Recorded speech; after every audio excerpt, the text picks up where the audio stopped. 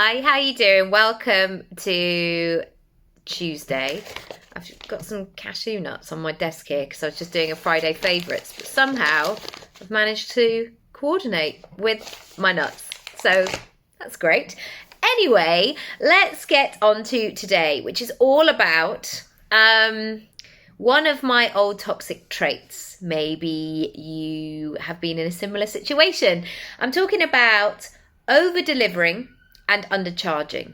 And this comes up so often because, look, the sirens are at work to confirm this. This comes from many of us not knowing what the heck to charge. And when people say just charge your worth, it actually doesn't help you, because sometimes you want a grown-up, you want an adult to tell you the answer.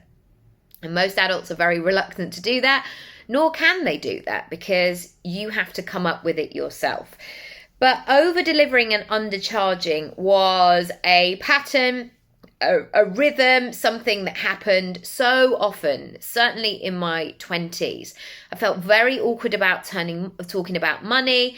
I was very much in a cycle of just being grateful for being in the room. So I would overwork in my other jobs because I didn't know how. I didn't know how to ask for the sale or negotiate. And I actually had to learn the hard way a lot of times.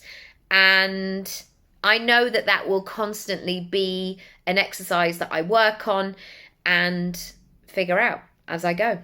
It's always a learning conversation. So, number one, what to do when you are over-delivering and undercharging. I want you to begin the money conversations and bring it in much sooner. The temptation when there's something that we don't want to do or that we feel uncomfortable with is we might have an approach of, I'll deal with that later.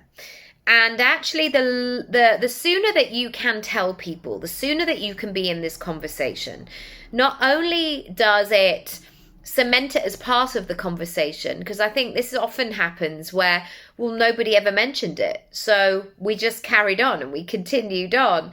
And what we need to do is say, this is a job that you should be paid for.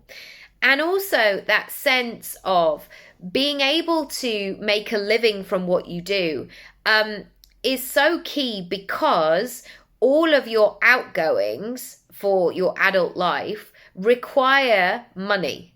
Your gas bill, your council tax, your rent, your mortgage, your car if you have one, your food shop, your clothes, your insurance, like all of these things. Never mind anything fun that you might like to do.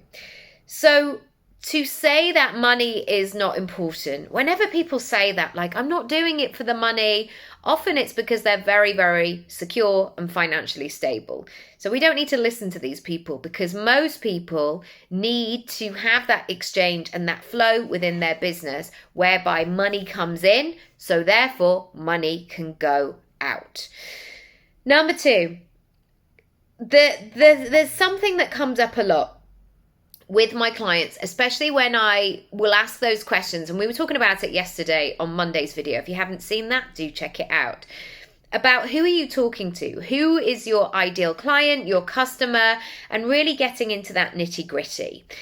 And so many of my clients don't want to leave anybody out. They're saying things like, but I just want to help everybody. And I always come back to this. Not everybody needs you. Not everybody needs or wants your help. Some people love what you do. Some people will be so confused by it, won't see the value, think it's really weird, whatever the thing is. That's just how life can be sometimes. So by being in that place of trying to help everybody, it is that case that you're not helping anybody, because you're spreading your message too thinly. You're trying to convince these people over here. And actually what we need to do is really go wider and broader and deeper with the people who want what you have. So I want you to notice if you are going into that very noble state of wanting to help everybody, and ask yourself and nudge yourself to come up with some bigger answers, some clearer, some more specific answers in that way. Number 3, over-delivering. Oof. Sometimes when we're over-delivering, we think it's coming from a place of generosity. I want to give everything we've got. We used to hear it on the X Factor all the time. I'm going to give 110%. I want this more than anything. It's the most important thing in my life. And it all just becomes so much. And even though we're operating from that place of generosity, sometimes it feels that could easily go into it being overwhelming or overbearing. If you've ever gone to somebody's house for dinner and they are cooking in that way where you walk in and you're like, wow, there's loads of food here. This is lovely, all sitting around and having crisps and, all sorts of big platters, and it's great. However, if the host stands over you whilst you eat and goes, are you enjoying that? Do you like it? Do you find it tasty? What do you think of this? And did that throughout the whole meal. That would shift from being generous and giving generous portions to being overbearing. And I think that this can happen very quickly if we over-deliver the whole time, is that we are giving so much energy and time and resources and maybe money that we could be earning in other ways, and it no longer feels like a smooth, lovely exchange. Number 4, when you are undercharging, you might have people who come to you who have no skin in the game.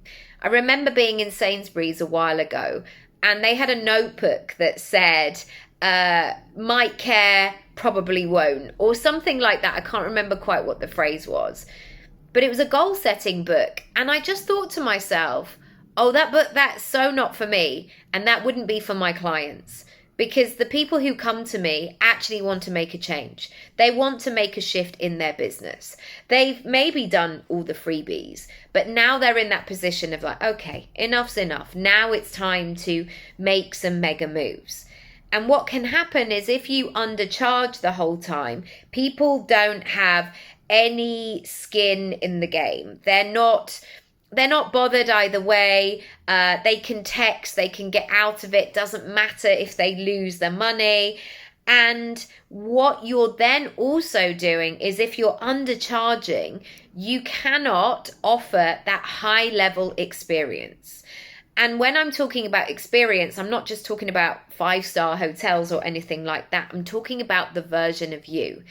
If you continue to undercharge, people are going to get, if you imagine, the hungry, tired, emotional, fed up, can't be asked, hey everybody version of you. And so we have to factor into our pricing structure how you can be that elevated version of yourself, how you can have that time and space and resources and food and sleep and rest and whatever it might be to bring that A game. And if you are over delivering and undercharging and being all the things, you are literally going to be like one of those balloons that as soon as you let the air out, it's just going to go boom and just collapse in a heap somewhere. Number 5, I want you to consider where you go next. I want you to think about this next chapter and doing it in the next elevated version of yourself. So I want you to work with numbers that allow you to go up to the next level in a great way. So say you had been charging £100 for a session. I'm just using that as a number. And suddenly you said to yourself, right, I'm not charging £100 anymore. I'm charging £10,000 per hour. That's what I'm doing.